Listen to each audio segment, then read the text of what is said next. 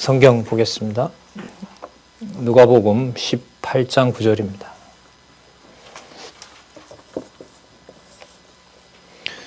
누가복음 18장 9절 제가 읽겠습니다. 또 자기를 의롭다고 믿고 다른 사람을 멸시하는 자들에게 이 비유로 말씀하시되 두 사람이 기도하러 성전에 올라가니 하나는 바리새인이요 하나는 세리라.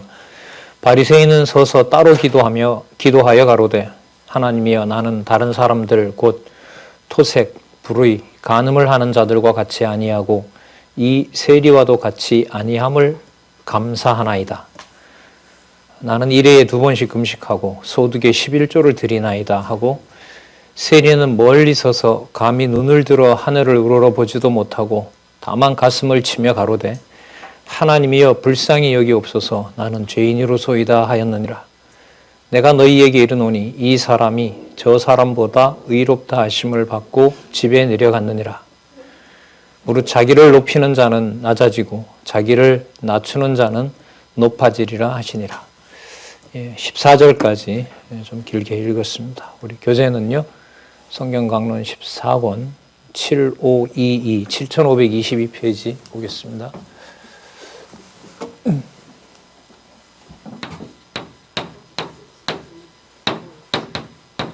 14권요. 본문과 관련해서요.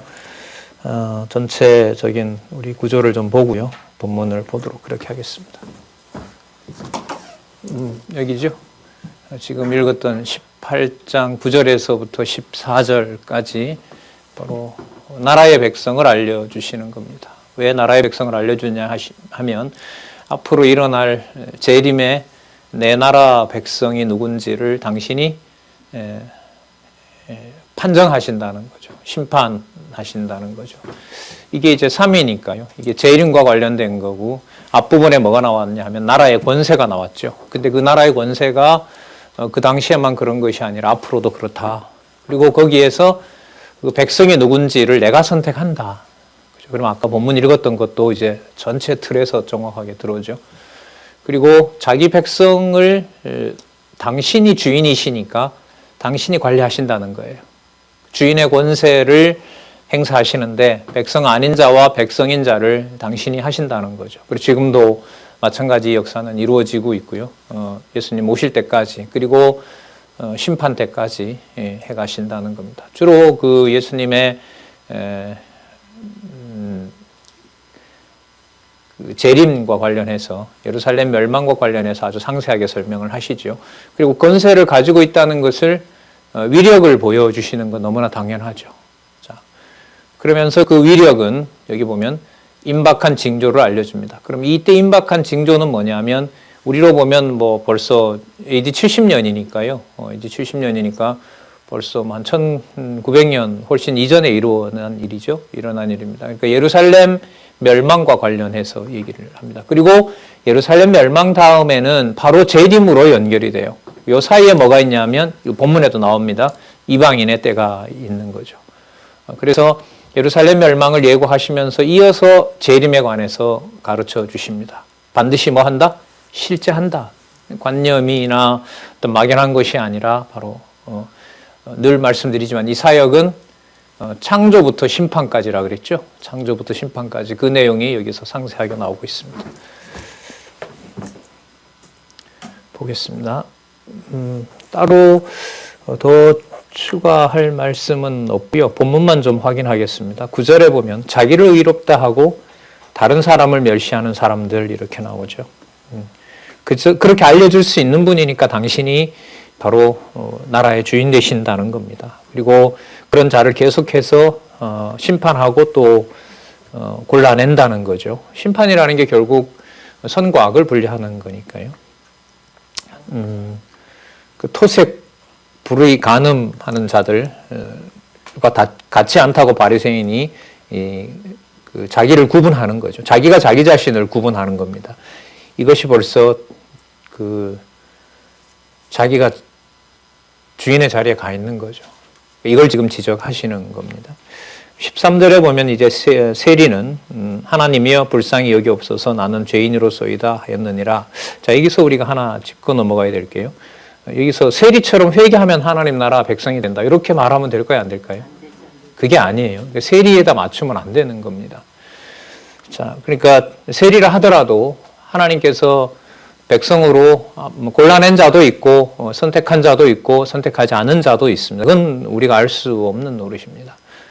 이 말씀이 분명하기 때문에 말씀을 전하는 것뿐이지 그걸 우리가 고르려고 해서는 안 되죠. 어느 정도 보여준다 하더라도 그건 어느 정도지 우리가 판정할 수 없는 것은 있는 것은 아닙니다. 주어는 예수께서라고 하는 거죠. 그래서 항상 본문 밑에 나오는 이 본문은 예수께서라고 하는 주어가 강론집에 매우 중요한 부분입니다. 그 다음 그 중요함을 증명하려면 뭐냐 하면 지난번 사건하고 이번 사건이 연결이 돼야 돼요. 그게 안 되면은 아무리 한 부분의 내용이 마음에 들더라도 그는 전체 구조를 이해가는 데서는 균형을 잃어버리게 됩니다. 그러니까 참 긴장이죠. 그러니까 글쎄요.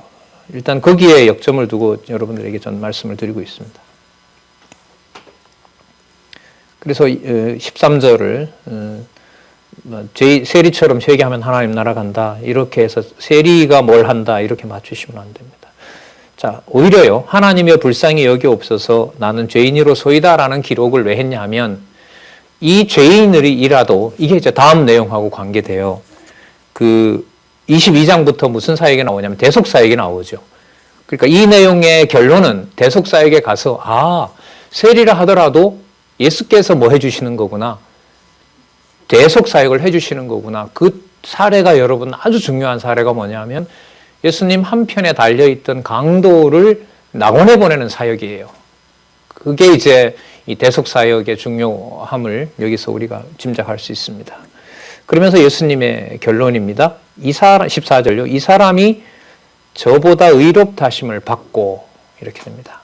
그러니까 하나님 나라의 백성을 당신이 정하시는 거예요. 너무 분명하죠? 이 사람이 저보다 의롭다 하심을 받는다. 그러니까 바깥에서 봤을 때는 바리새인들이 의롭죠. 누가 봐도. 그죠? 그리고 누가 봐도 세리는 죄인인 거예요. 이거는. 명백한 죄인인 거예요. 어떻게 다른 방법이 없어요.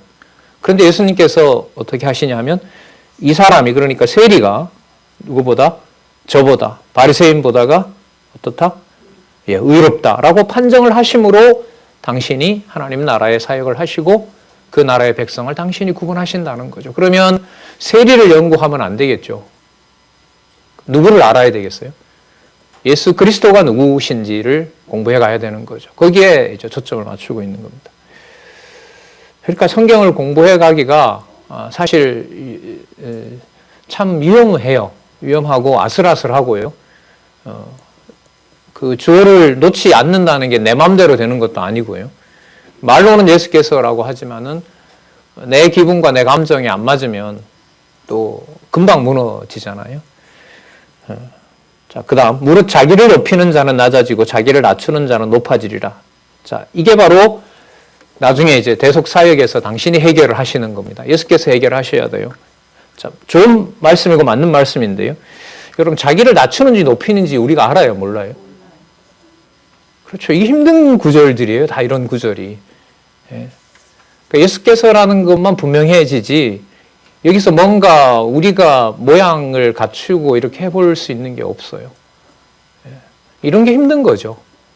그러니까 열심히 공부해서 확인한다는 게 내 확신이 될 수가 없다는 거죠. 이게 참 얼마나 모순이에요. 내가 많은 정보를 담으면 이건 우리는 내 지식이라고 얘기를 하잖아요. 아니에요. 메시아의 사역이십니다. 자, 그 다음 예가 여러분 뭐가 나오냐면 연결이 되는 겁니다. 많이 아시는 내용인데 어린아이 비유가 나와요. 한번 보자고요. 자, 18장 15절에서부터 17절에 보면 어린아이처럼 영접해야 하나님 나라에 들어감을 알려줍니다. 자, 15절에 보면 사람들이 예수님이 만져주기를 바라고 자기 어린아이들을 데려왔는데요. 제자들이 꾸짖어요. 그랬더니 예수님께서 어린아이들이 내게 오는 것을 용납하고 금하지 말라고 얘기를 합니다. 그 다음, 자, 중요하죠. 하나님 나라가 이런 자의 것이니라. 여러분, 여기서 이런 자가 어떤 자죠? 어떤 어린아이요?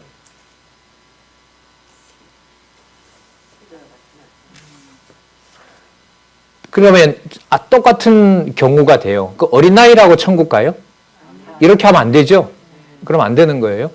자, 그러면 앞부분에 보면 배척받는 어린아이예요. 그러니까 누구 눈에 봤을 때는, 제자들의 눈에 봤을 때는 지금 이 중요한 상황이 오면 안 되는 자들이에요. 어린아이들은. 예. 어른들 일인 거죠, 이 일은. 그래서 누구를 배척하냐면 어린아이들을 오지 못하게 한단 말이에요. 그럼 누구 기준하고 다르죠? 제자들의 기준하고 다른 거죠. 자, 그러면 제자들의 기준과 다르다는 것이 벌써 뭐가 드러나죠? 나라의 백성을 누가 알려주셔야 가능하다? 당신이 알려주셔야 가능하다는 거예요. 그러면 앞부분하고 사건은 다르지만 공통점이 있죠. 예, 그렇게 공부하시면 돼요. 하나님의 나라는 이런 자의 것이니라. 17절에 보면은요. 자, 내가 진실로 너에게 이르노니 누구든지 하나님의 나라를, 세상 나라가 아닌 겁니다. 하나님의 나라를 어린아이와 같이 받들지 않는 자. 여기는 어린아이는 뭐냐면 누가 봐도 제자들이 돌려보냈으니까요. 누가 봐도 예수님 번거롭게 한다고 배척하는 거죠.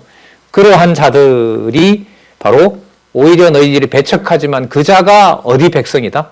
하나님 나라의 백성이다. 그러므로 어린아이가 천국 간다. 이렇게 되나요? 아니에요. 예수께서인 거예요, 이게. 그래서 예수께서 하나님 나라의 백성을 구분해 내시는 겁니다. 그러니까 예수 그리스도가 하시는 내용을 모르고는 내가 하나님 백성 되었다는 것은 깨달을 수 있는 방법이 없어요. 그래서 여러분, 이 기록이 가진 연결성, 이게 지금 7524페이지인데요. 이 페이지의 중요함이 저는 거기에 있다고 봅니다. 예.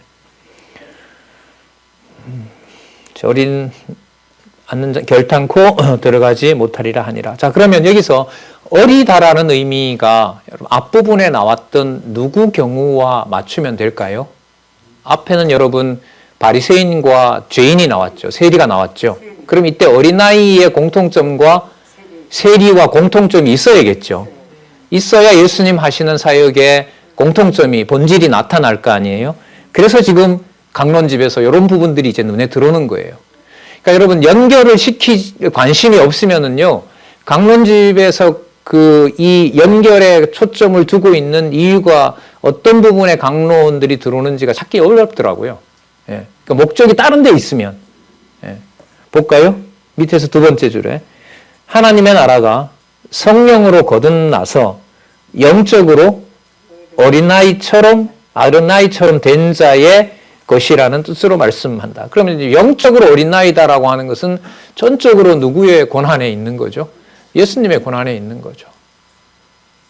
그러니까 자녀를 양육하는 것에, 그리스도 안에서 양육하는 것은 진짜 때를 얻으나 못 얻으나, 듣기 싫어하든 좋든 진리의 말씀을 전해줄 수 있는 그런 가정교회였으면 좋겠어요. 저도 뭐 인간적으로 말하면 딱히 그렇게 성공적이지 못했던 것 같아요. 교회 학교에다가 떠넘기고요. 그냥 안 하면 뭐 체크하고 왜 안 하느냐라고만 했지.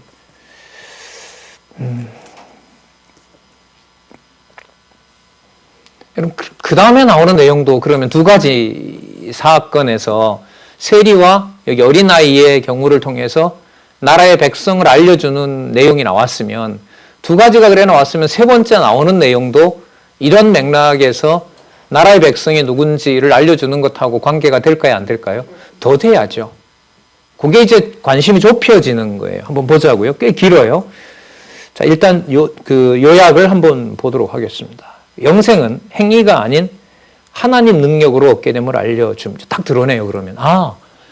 영생, 아까 뭐라 그랬냐면, 그 주석에 영적인 어린아이 문제는 영원한 생명을 가진 자의 그 구분을 내가 한다, 이런 거니까요. 그런데 이 요약에 보면 영생은 행위가 아닌 거죠. 그 바리새인의 행위나 이런 걸로는 안 되는 거예요. 배척받는다고 해서 속하지 않는 게 아니라는 말이죠. 그러니까 여러분이 교회라는 게 여러분들에게 자주 말씀드리잖아요. 저는 이 다가오는 느낌이 진짜 어떻게 보면 너무너무 엄격해져요, 점점.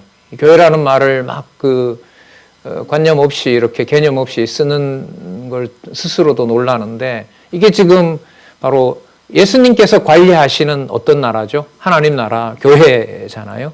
그럼 이게 그대로 어떻게 성취되냐라는 것을 관심을 가진다면 사도행전에서부터 교회 설립에서부터 이게 적용이 돼야 돼요. 당연하겠죠. 예수님이 약속하신 것을 성령께서 이루시는데 성령이 딴 일을 하시면 안 된단 말이에요. 그러니까 사도행전부터 성령에 의한 성취 부분을 공부해 갈 때 예수에 의한 성취 부분이 당연히 기억이 나야겠죠. 그 부분을 지금 강론집은 또 안내를 하고 있는 겁니다. 자, 보겠습니다. 관원이 등장해요. 사람은 배경 상황은 다르네요. 와서 뭐라 부르냐면 선한 선생님이요, 내가 무엇을 하여야 영생을 얻으리이까? 그럼 앞부분에 나온 경우로 보면 이 질문 자체가 벌써 뭐한 거죠? 틀린 거죠. 그 질문을 답할 필요가 없고요. 질문은요, 우리가 어떤 학술 논문이나 이런 것도 그래요. 질문을 받으면 학생의 입장에서 일단 겁부터 나요. 그런데 생각해 봐야 될 게 뭐냐면 저 질문이 되는 거냐, 이것부터 검토하는 거예요. 근데 이제 흥분하고 이러면 이제 그걸 잃어버리게 되죠. 이렇게 이제 정리하고도 저 같은 사람은 빨리 흥분을 하죠. 그래서 머리가 그냥 다 혼돈스러워지는 거죠. 자, 내가 무엇을 하여 영생을 얻으리까? 예수께서 이르시되, 진짜 대답이 너무너무 참 전곡을 찌릅니다. 어찌하여 나를 선하다 일컫느냐? 하나님 한 분 외에는 선한 이가 없느니라. 유일 절대적 선은 하나님밖에 안 계시다. 그럼 예수님이 이런 말씀하신 의도가 있죠. 바깥에서 내가 하는 일, 또 내가 가르치는 것을 보고 그게 그 외형에 드러난 너 눈에 보는 것 가지고 나를 뭐 하다고 부르는 거예요? 선하다라고 부르는 거죠. 그러면 여러분 앞부분 내용이 이제 연결이 되죠. 선하게 보이는 자는 바리새인이고 선한 일을 하는 자는 제자들이잖아요. 사람들이 볼 때는. 그러나 예수님이 보실 때는 누구예요? 세리이고 또 배척받는 어린아이인 거죠. 예.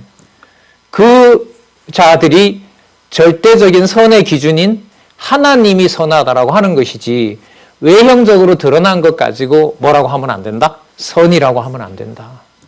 여러분, 이 진짜 혁명이지 않습니까?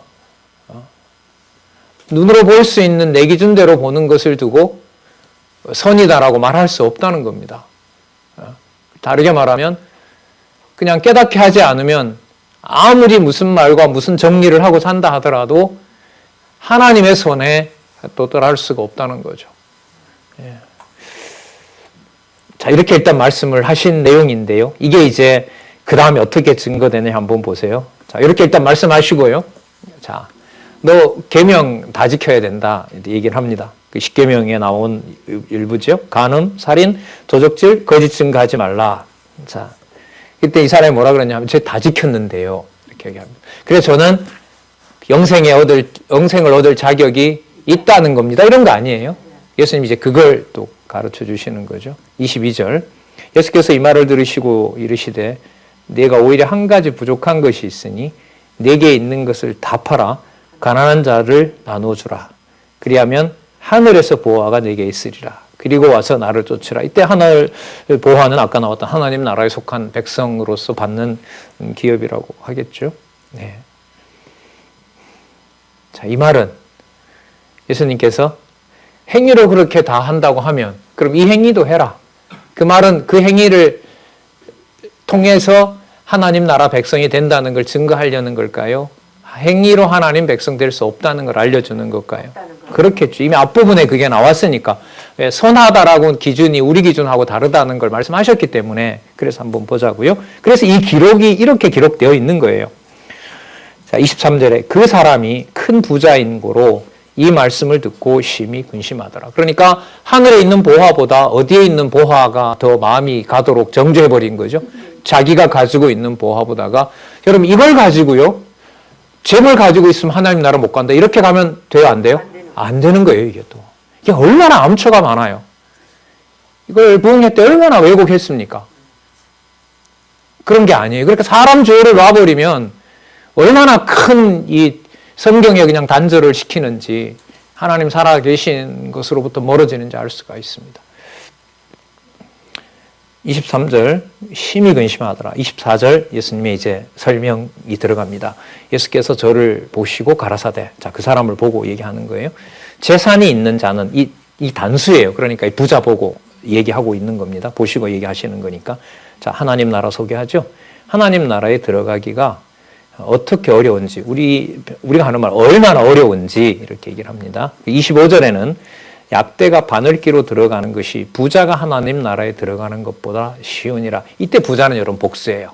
그러니까 단수 사건을 통해서 자기가 가진 보물을 하나님 나라 보물보다 더 아끼는 부자의 마음으로는 하나님 나라에 간다, 못 간다? 못 간다. 그리고 자기 행위가 의로운 것들이 많다고 해서 그것으로 하나님 나라의 보화를 받을 수 있는 것이 아니다. 이걸 여기서 지금 얘기해 주고 계신 겁니다.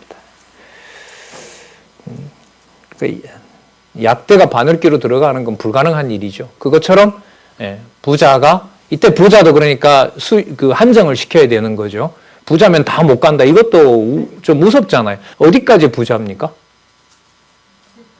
성남은 덜 부자고 강남은 부자입니까? 웃기는 얘기, 말이 안 되는 거예요, 이게. 그러니까 여기 부자라는 것도 뭐냐면 본문에 나와 있잖아요. 하나님 나라 보물을 자기 욕심보다가 덜 평가하고 그것을 낮게 여기는 자를. 그러면 볼까요? 그럼 어떤 사람이 그 하나님 나라의 보물을 자기 잦은 재물보다가 더 많이 좋아하는지 어떻게 알아요? 그러니까 누구 사역인 거예요? 그렇죠. 그리스도 사역이에요. 그러면 여러분, 우리 지금 세 가지를 봤잖아요. 이 세 가지 사실이 누군가에게 전해졌을 때 성령께서 감동하면 이 말씀의 권위 앞에 반박할 수가 없어요. 성경인데. 안 그렇겠습니까? 그러면 이게 믿어지지 않는 자면 바리새인들처럼 뭐 하는 거죠? 사악한 마음이 들어서 죽이고 싶은 거예요. 입을 닫게 하고 싶은 거예요. 그 말씀을 정확하게 전하는 것만큼 무서운 하나님의 심판이 없는 거예요.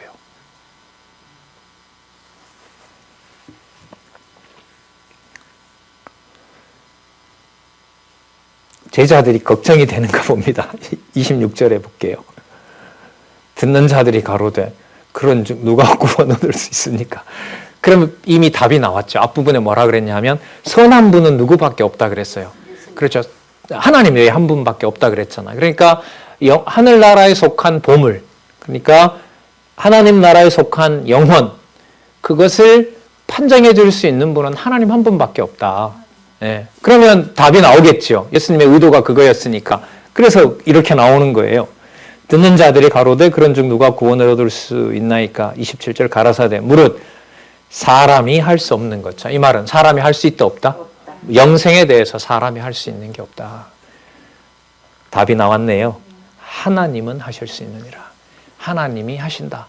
하나님이 하시는 걸 당신이 말씀하기 때문에 이분이 바로 누구냐 하면 나라 사역을 하시는 분이에요. 하나님 나라 사역을 하시는 분이다. 이렇게.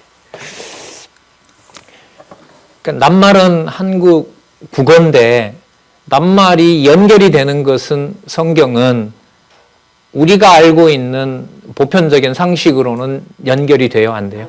안 되죠. 이게 언어에 담겨 있는 아주 중요한 의미입니다. 우리가 배웠던 지식들은 다 우리 관점에서 사건을 전개하는 거예요. 예. 뭐 여러 가지 제가 글을 쓰는데요. 신문도 쓰고 또 학교에서도 논문을 내고 하는데 내적인 이 갈등은 뭐냐면 사람들이 인정하는 논리를 펼 것이냐 아니면은 내 자신의 어떤 해결되지 않은 문제들이라도 노출을 해야 되는 것이냐. 근데 어떤 글을 쓸 때는 대안을 또 제시해야 되는 거거든요. 독자들을 위해서. 그 사이에서 이제 왔다 갔다 하죠, 사실. 그걸 진리의 말씀에 바탕을 두게 하시면 그야말로 확신 쪽으로 가는 거고요. 그걸 두지 않게 되면 이제 흔들리고 이제 혼돈스러워지는 거죠. 그런 면에서 이 말씀을 왜 드리냐면 성경의 이 흐름과 구조를 한번 보세요. 철저하게 모든 걸 이거 쳐내면서 누구에게 해당하는 관심만 모아주죠. 하나님에게만. 이게 바로 여러분 성경 신학에서 말하는 여호와 계시의 의미가 이겁니다. 예. 자, 28절 베드로가 가로되 보옵소서 우리가 우리의 것을 다 버리고 주를 쫓았나이다. 자, 예수님 여기서 그래 잘했다 뭐 이렇게 얘기를 하지 않으시고 하나님 나라에 대해서 더 이제 설명을 하시는 거예요. 이르시되 내가 진실로 너희에게 이르노니 하나님의 나라를 위하여 집이나 아내나 형제나 부모나 자녀를 버린 자는 금세에 있어 여러 배를 받고 하나님 나라에 속한 그 아까 보면 영혼의 보물이라고 얘기할게요. 아까 하늘에 속한 보물이라고 그랬죠. 하나님 나라에 속한 그 보물을 받지만은 내세에도 내세라는 말은 뭐냐면 죽음을 넘어서서 이런 말인 거죠. 죽음 후에도 뭘 받지 못할 자가 없다. 영생을 받지 못할 자가 없다. 그러면 사건은 달라도 조금 전에 어린 나이의 경우와 비교해 보면 더 심화된 거죠. 배척받는 어린 나이를 하나님께서는 하나님 기준으로 인도를 하면 그 자가 바로 뭘 얻는 자가 된다? 영생을 얻는 자가 된다. 이렇게 되는 겁니다. 자, 여러분 29절에서 또 한 번요. 여러분 집이나 아내나 형제나 부모 자녀 버리면 다 하나님 나라 백성 되는 겁니까? 그래요? 아니에요. 아니에요. 여기서 단서가 있잖아요. 하나님 나라를 위하여 집이나 아내나 형제나 부모나 자녀를 버린 자. 참 예수님의 이게 예언인데요. 참 혹독하게 이루어집니다. 이 가정을 하나님께서 그 예루살렘 붕괴 시킬 때까지 이 가족들의 배신, 유대인들이 서로 죽이는 일, 얼마 전에도 제가 그 영화를 하나 봤는데요. 그 4세기경에 있었던 유대인들이 내분이 어떻게 일어나고 그걸 이방인들이 보고 이방인들이 다 이렇게 쫓아내는 약간의 고증을 거친 그런 그 필름을 하나 봤어요.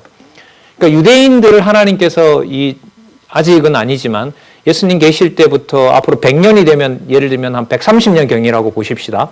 이 말씀을 하시고 100여 년 동안 예루살렘에서 한 사람의 유대인들을 남겨놓지 않을 때까지 유대인들 가족을 해체하는 거 보면은요, 진짜 이 사람들이 선택받은 백성이가 감을 도저히 잡을 수가 없어요. 야, 이렇게까지 흩어야 되나?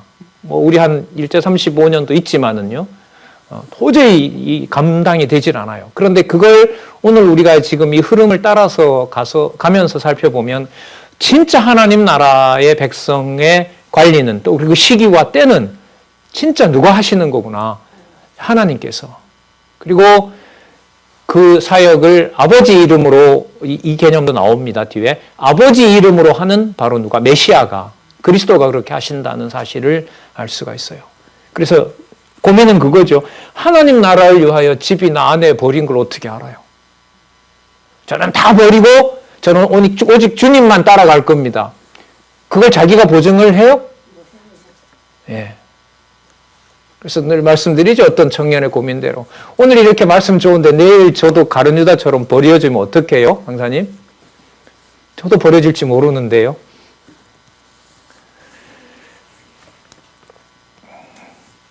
버려지더라도 주원은 상실하지 않게 해주십시오. 이게 기도입니다. 누가 그렇게 하신다? 여호와께서. 당신이 살아계신다. 이거는 건들지 마십시오.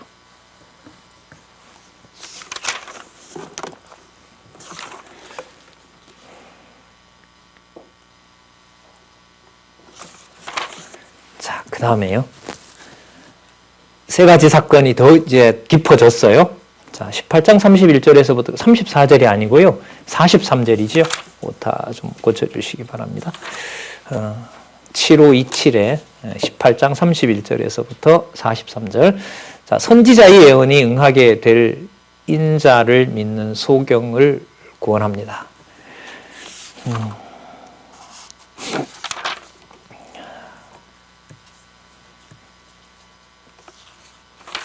여기서도 재밌습니다. 볼게요. 예수님이 뭐라고 하시냐면 12제자들한테 내가 예루살렘에 가는데 선지자들이 기록한 대로 말씀이 성취된다. 이렇게 얘기를 하세요. 자, 32절에 볼까요? 인자가 이방인들에게 넘기고 희롱을 받고. 충격이죠.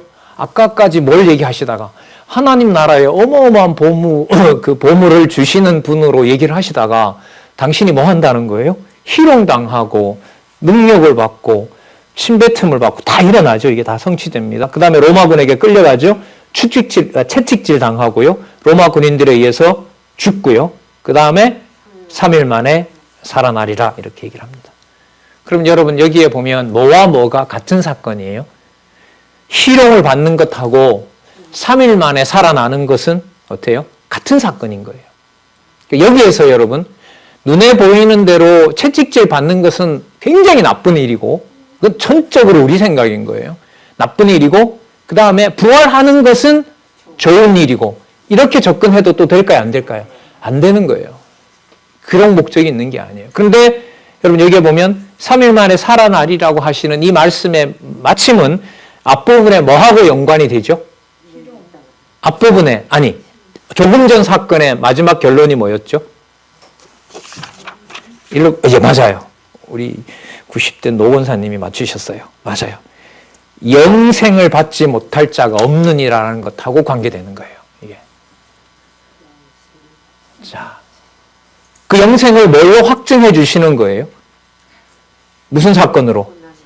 그렇죠. 희롱받고 희롱당하고 3일 만에 살아나시는 사건으로 확증해 주시는 겁니다. 자, 이 흐름에서 벗어나면 안 되는 거예요. 지금. 자, 34절. 제자들이 이것을 하나도 깨닫지 못하였으니 그 말씀이 뭐 했어요? 감추었고 저희에게 이루신 바를 그들이 알 수가 없는 거예요. 그러면 자, 무슨 능력을 가지고 계세요? 영생에 대한 말씀을 깨닫게 하는 것과 깨닫지 못하게 하는 것도 당신의 손에 주어져 있는 거죠. 그럼 연결이 되죠? 아까 영생을 받는다고 했잖아요. 하나님의 나라의 백성은. 그런데 그 영생을 누가 관리한다? 내가 관리한다는 거예요. 오히려 제자들은 아까 그 말씀을 했지만 오히려 깨닫지 못하게 하고요. 그 다음 한번 사건을 보세요.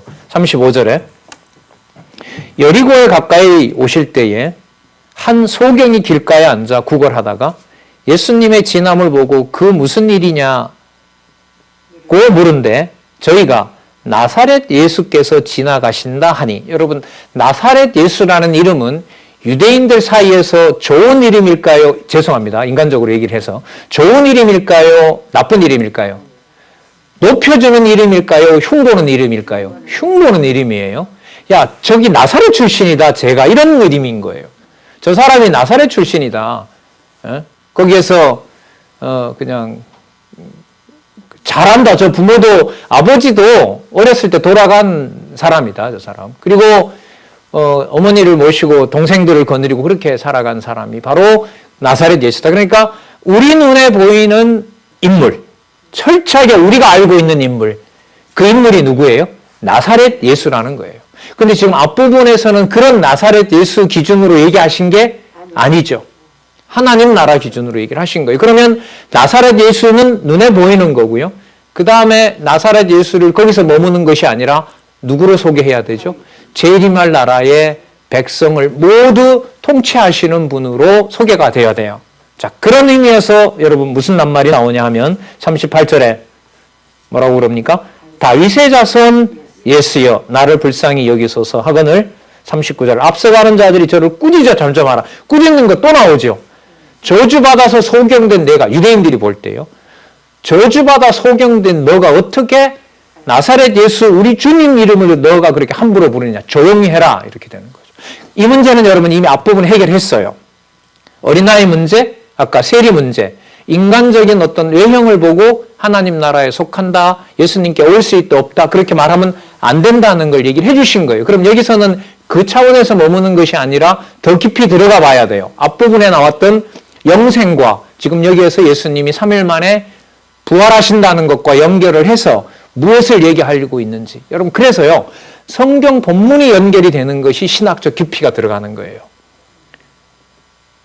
저도 뭐 신학 공부를 제도권에서 했잖아요. 제도권의 신학적인 공부는 얼마나 유명한 학자의 권위를 내가 정확하게 이해하고 그보다 더 독창적인 의견을 내느냐에 따라서 학문적인 권위를 인정을 해요. 성경은 절대로 그렇지 않습니다.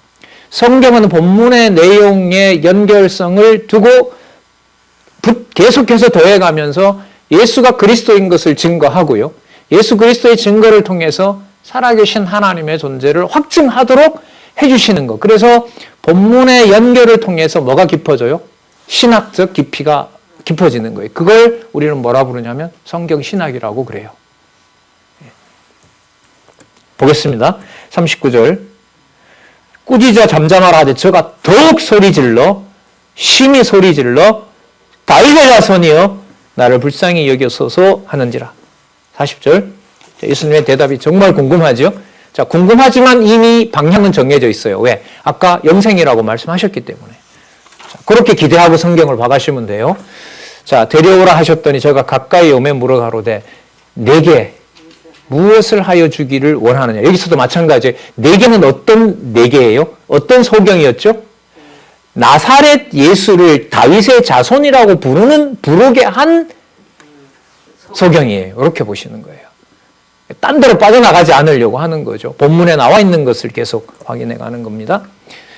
나사렛 예수를 다윗의 자손이라고 알려준 얘기한 그 사람에게 물어요. 너 뭘 주기를 원하느냐? 가로되 주여 보기를 원하나이다. 이때 주여라는 말은 하나님에게 부르는 호칭입니다. 주여. 예. 자, 그 다음 42절. 예수께서 저에게 이르시되 보아라 내 믿음이 너를 구원하였느니라. 자, 여러분 아까 그러면 여기서 또 다시요. 나사렛 예수를 다윗의 자손이라고 부르면 구원을 얻는다. 이렇게 정리하면 된다, 안 된다? 안 된다. 여러분 계속 보세요. 암초가 있잖아요. 봐라 이렇게 불렸지 않느냐. 그거밖에 못 보면 그렇게 말할 수밖에 없어요. 보아라 내 믿음이 너를 구원하였느니라 하심으로 이분이 바로 어떤 분이세요? 나라의 백성이 누구인지를 알려주시는 분이므로 이분이 하나님 나라 사역을 하시는 예수님이세요. 그래서 공부를 하셔야만, 할 수 있어야만 성경은 하나님 말씀으로 증명이 되고, 아까 그랬죠? 어린 영혼이 크는 겁니다. 영혼이 자라는 거죠. 그러니까 여러분, 성경의 내용의 연결이 관절과 골수가 큰다, 이렇게 생각해도 틀리지 않을 겁니다. 예. 곧, 너를 구원하였느니라 하시며 43절, 곧 보게 되어, 잘 보세요. 하나님께 영광을 돌리며 예수를 쫓으니 백성이 다 이를 보고 누구를? 하나님을 찬양하더라. 여러분 아까 그 바리새인이 와서 영생을 어떻게 하면 얻습니까? 라는 것하고요. 지금 이 말씀 그리고 예수님이 뭐라고 얘기하셨냐 하면 하나님 한 분 외에는 선한 분이 없다고 얘기를 하셨죠. 그것하고 그 사건하고 지금 이 소경이 눈을 뜬 사건은 엄연히 다른 사건이에요. 근데 지금 결론에 와보니까 하나님 한 분밖에 선한 분이 없다고 했던 바리새인과의 사건이 여기에 소경의 눈을 띄워주는 사건에서 정확하게 결론 일치해요.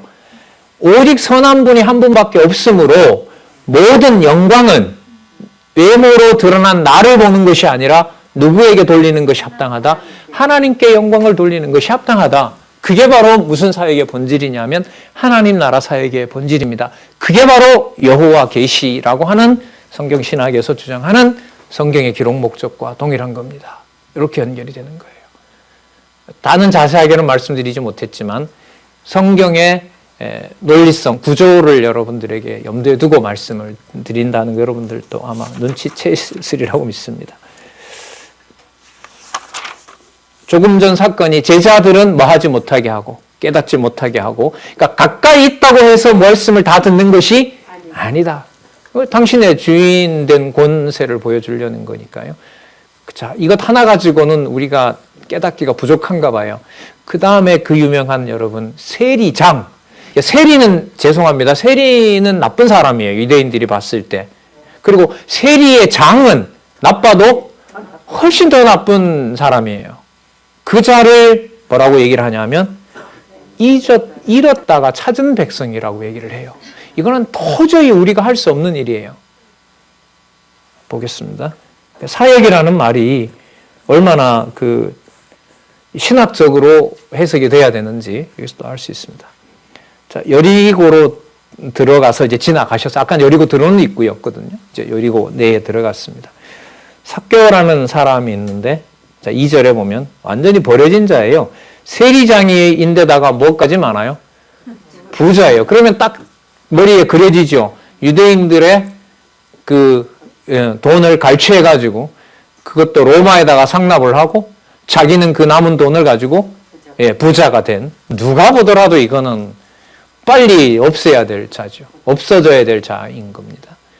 아까 물론 뭐 소경의 경우도 다른 맥락이지만 저주받아서 그렇게 유대인들은 소경이 됐다고 했으니까요. 자, 이 사람이 키가 작으니까요. 뽕나무에 올라갑니다. 그리고 예수님께서 그리로 지나가십니다. 예수님께서 우러러 봐요. 그리고 5절 중간에 보면 삭개오야 속히 내려오라. 내가 오늘 네 집에 유하여야 하겠다. 그러면 삭개오처럼 못된 짓을 많이 하면 누가 부르신다? 예수님 부르신다. 웃기잖아요. 그런데 여러분 보세요. 가난하지 않고 부자가 아니라 돈을 적게 가지고 있으면 예수님이 부른다. 그럼 그건 설득력 있잖아요. 예수님께서 우리가 보통 상식으로 가난한 자를 부르러 오신 분이다. 그게 마음이 가잖아요. 근데 삭개오처럼 죄인 된 자는 부른다? 그렇게는 얘기를 안 하죠. 이게 전부 다 누구 기준에서 오고 가는 문제들이에요. 인간 기준에서 오고 가는 문제인 거예요. 그래서 주어가 예수께서예요. 보겠습니다. 6절. 예수님이 더 풀어주세요. 급히 내려와 즐거워하며 영접하거늘 무사람이 보고 당연히 수군거리죠. 저가 누구의 집에 유하러 갔다?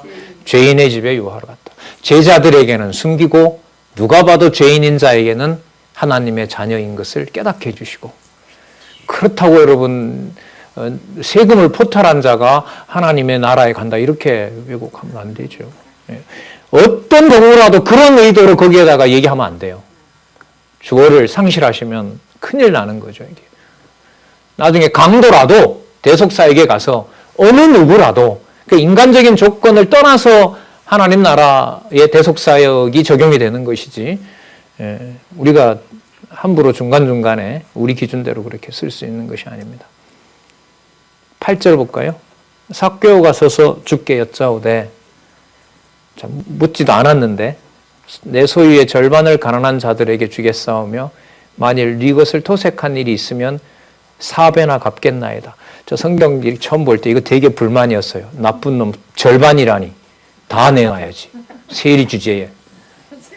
좀 꽤 오래 갔어요 이게. 왜냐하면은요, 여러분 앞부분에 예수님께서 부자가 왔을 때 재물의 반만 팔라 그랬어요? 다 팔라 그랬어요? 다 팔라 그랬잖아요. 그러면 삭개오한테도 예수님이 뭐 해야 돼요? 너는 그 사람보다가 더 나쁜 놈이니까 너는 당장 빨리 가서 다 팔아라 이렇게 해야 되거든요. 그럼 이게 무슨 기준으로는 안 맞아요? 우리 기준으로 많이 하면 영생을 더 많이 받고 적게 하면 영생을 적게 받고 이런 문제로는 안 들어오는 거예요. 그래서 이게 진짜 어린 마음에 되게 고민을 오래 했어요. 근데 이 사람을 예수님이 뭐라고 하시냐 하면, 또 만일 이것을 토색한 일이 있으면 왜 4배나 갚아요? 7배나 갚든가 10배를 갚아야지. 자, 거기에 목적이 있는 게 아니에요. 자, 10절에 답이 나옵니다. 이 얼마나 충격적인가 보세요. 예수께서 이르시되 오늘 구원이 이 집에, 어떤 이 집이에요 이게? 삭개오가 어떤 인간이에요? 세리 중에서도 세리장이고 죄인 중에서도 괴수인, 진짜 늑탈하는 그런 자에게 뭐가 이르렀다? 구원이 이르렀다. 따라서 누구에게로 가야 돼요? 예수께서 나라의 백성을 골라내시는, 장차 오실 때까지 그 심판 속에서 하나님 나라 백성을 골라내시는 바로 그분이 나라 사역을 하시는 분이구나, 이렇게 가는 겁니다. 그 다음이 또 충격입니다. 이 사람도 누구의 자손이라고요? 아니에요. 유대인들이 봤을 때는 이 사람은 적어도 아브라함 자손을 배신한 사람이에요. 아니에요. 여러분 앞부분에 거지 나사로 사건 기억나세요? 나사로가 죽었고 부자도 죽었는데 부자가 뭐라고 얘기를 하죠? 그 아브라함의 손끝에다가 물 한 방울 찍어서 내 갈증을 좀 해소해 달라고 그러죠. 여러분 거기에 이제 등장을 누가 아까 하도록 했냐 하면 그 부분에서 아브라함이 등장해요. 맞죠? 아브라함이 등장해요. 그런데 그 아브라함의 기준으로 봤을 때는 유대인으로서 떵떵거리며 살던 부자가 아니라, 부자가 던진 것을 먹고 주워 먹고 목숨이나 겨우 연명하던 바로 그 나사로가, 거지 나사로가 뭐예요? 아브라함의 품에 있는 자예요. 품에 있다 그러죠? 품에 있는 자예요. 지금 계속 이게 연결이 돼요.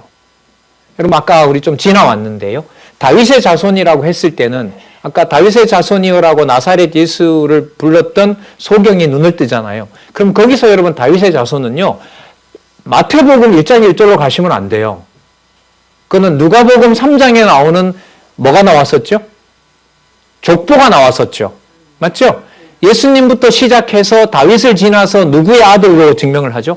그 아담이요, 아담 위는 누구더라? 하나님이더라. 이 족보를 기억을 하셔야 돼요. 그 족보는 마태복음에 있는 혈통의 족보가 아닌 거예요. 다윗 때까지는 맞는데요. 그 이후로는 틀려요. 그러니까 혈육의 계보가 아닌 거예요. 그 맥락에서 이건 좀 광범위한 문제고 여러분 이런 게 이제 신학적으로 앞으로 모르겠어요. 우리가 과정을 지금 준비 중인데 거기에 와서 이제 또 단계가 높은 논문을 쓰고 성경신학적으로 확증에 들어갈 때 이제 세밀하게 증명할 부분인 거죠.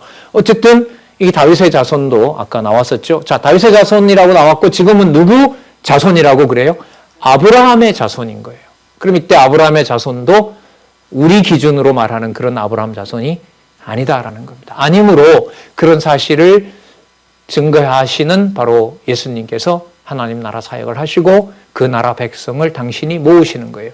이런 전체적인 의미를 구약하고 연관시키면 바로 뭐냐면 자손 언약 성취섭리인 거예요. 구체적으로 창세기 37장에서부터 어디까지죠? 에스라, 느헤미야, 에스더까지. 아니다. 죄송합니다. 민수기 30장까지. 자손 언약 성취섭리요. 예, 자손 언약 성취섭리가 바탕이 되면서 지금 자손 언약을 신령한 의미에서 어떻게 이루어 가시느냐, 그런 사역을 어떻게 하시느냐, 이렇게 하면서 큰 구약의 내용들이 들어오는 거예요, 여기에. 자, 10절에 볼까요? 뭐라고 하시죠? 인자에 온 것은 잃어버린 자를 찾아 구원하려 함이니라. 앞부분에 아브라함 자손을 넣어서 이렇게 읽어볼게요. 내가 이 땅에 온 것은, 인자라는 말을 할 때는요, 통치권을 생각하셔야 돼요. 그렇게 연결시키면 대부분 맞아요. 이 땅에 오셔서 통치하시는 것은 바로 뭐 하기 위한 것이냐?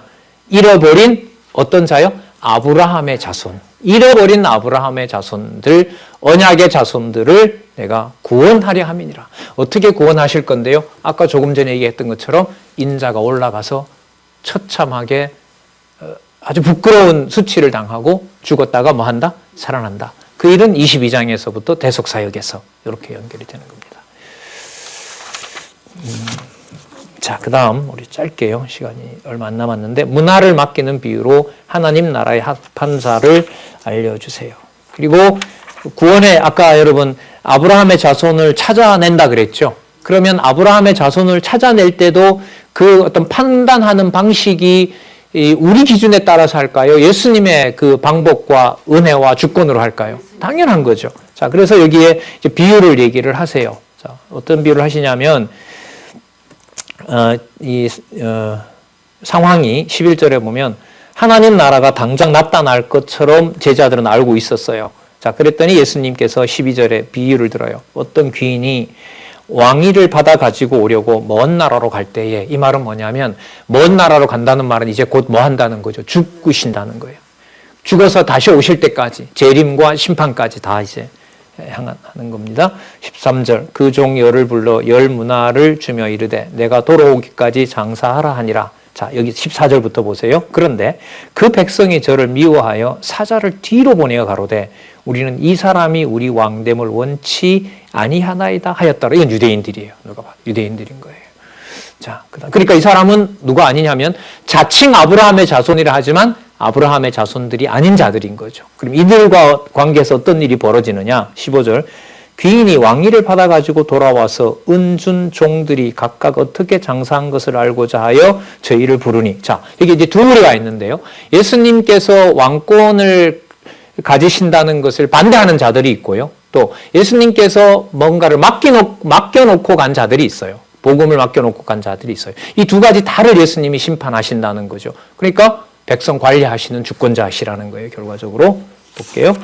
자, 여기 보면 한 문화를 줬는데 열 문화를 남겼다라고 얘기합니다. 그랬더니 예수님이 뭐라고 하냐면 내가 지극히 작은 것에 충성하였으니 10고을 권세를 차지하라. 여러분 이것도 재밌죠. 여러분 한 가지를 했으면 여러분 10점 맞은 사람이 하고 100점 맞은 사람이 있으면 10점 맞은 사람이 상을 받아야 돼요? 100점 맞은 사람이 상을 받아야 돼요? 맞잖아요. 100점 맞은 사람이 상을 받아야죠. 그런 구도가 아니에요. 하나님 나라는. 아니에요. 그는 그리스도의 어떤 주권에 대한 엄격함을 생각하지 않으면 설명하기가 어려워요. 그럼 둘째가 와서 얘기합니다. 주여 한 문화로 5을 만들었습니다. 그랬더니까 5 고울을 그럼 차지해라. 그리고 20절에 보면 한 문화가 있나이다. 내가 수건으로 싸두었습니다. 여기 잘 보시기 바랍니다. 21절. 이는 당신이 엄한 사람인 것을 내가 무서워함이라. 당신은 두지 않는 것을 취하고 심지 않는 것도 거둡니다. 뭔 말이냐면 당신이 마음대로 막 내놓으라고 하면 내놔야 되고, 자, 있는 것도 안 받아주시면 그만이고, 그런 분인 줄 알고 저는 그냥 받았던 거나 잘 가지고 있다 그냥 도로 드리려고 했습니다. 여러분, 어떻게 보면 합당해요, 안 해요? 이것도 꽤 여러 날 고민을 했어요. 이게 무슨 말이지? 그 사람에게 맞추니까. 그 사람이 왜 문제일까? 여기에 맞추니까 해결이 안 되는 거였죠. 예수님이 다 세밀하게 다 관리를 하시는 겁니다. 22절, 주인이 이르되 어떤 종이라 그래요? 악한 종이라 그러죠. 내가 내 말로 너를 판단하노니 너는 내가 두지 않는 것을 취하고 심지 않는 것을 거두는 엄한 사람인 줄 알았느냐? 여러분, 아는 문제가 부정확할 때 여러분 무서운 하나님의 심판이 기다리고 있어요. 그러니까 무슨 뜻이냐면 알려주지 않으면 넘어져요. 자, 그 다음 24절 곁에 섰는 자들에게 이르되 한 문화를 빼앗아 10문화 있는 자에게 주라 하니 저희가 가로되 주여 저에게 이미 10문화가 있나이다. 주인이 가로되 너희에게 말하노니 물이 있는 자는 받겠고 없는 자는 그 있는 것도 빼앗기리라. 여러분 빈익빈 부익부예요. 별로 좋은 말 아니잖아요. 그런데 여기 보면 줄 자에게 더 풍성하게 주고요. 없는 자에는 아예 있는 것도 빼앗아 버려서 하나님 나라 백성으로 만들어 가시는 거예요. 우리 기준 아니에요. 그리고 27절 아까 그리고 나의 왕됨을 원치 않던 저 원수들을 이리로 이끌어다가 내 앞에서 죽이라 하시니라. 마지막 심판 주이신 것을 확정해 주시는 겁니다. 예, 이렇게 정리하도록 하고요. 그러면 여기 이제 살펴봤죠? 장치야, 당신 이제 제1의 주임을 확인해 주시겠죠. 기도하겠습니다. 하나님 아버지 감사합니다. 귀한 시간 허락해 주시고 진리의 말씀 함께 확인할 수 있게 해주셔서 감사합니다. 만날 수는 없지만 각자 처한 곳에서 진리의 말씀 더 사랑할 수 있도록 안내하여 주시옵소서. 예수님의 이름으로 기도드렸습니다. 아멘.